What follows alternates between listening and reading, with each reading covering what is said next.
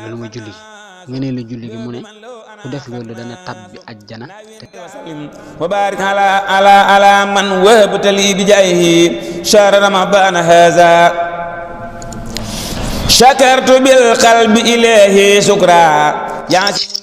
bismillah barke borom Tuubaa bismillahir rahmanir rahim alhamdulillah wa sallallahu ala nabiyyina wa ala sayyidina muhammad wal ali wa sahbihi wal wali saddil lisani nawir jinani safi amali wa sil bara'i assalamu alaykum mbokk yi ñu teewlu fii ci DK TV ñoo ngi leen di nuyu di leen siyaara fas yéene dikk ak yéen ci li nga xam ne mooy naafilay bis bi niñ ko daan defee ak yéen mbokk yi guddik ñaar fukkeel ga ak ñeent ku ci julli juróom benn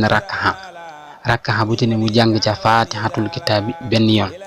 suuratul ixlaas ñetti yoon loolu mooy julli gi nga ne la julli gi mu ne ku def loolu dana tabbi ajjana te deesu ko xisaab mbokk yi yéen ñi nga xam ne yéen topp naafile kaamil bi tey insha allahu taala ñi nga war a tàmbalee nisfu tabaaraka su mujj si bopp nisfu tabaaraka su mujj si mais fa am maa mënootiya ba ca mujjik sab'iisma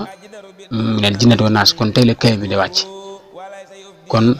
ñu tàggu dëgg yéen fa beneen yoon wassalaamu aleykum wa rahmatullahi taala wa barakatuh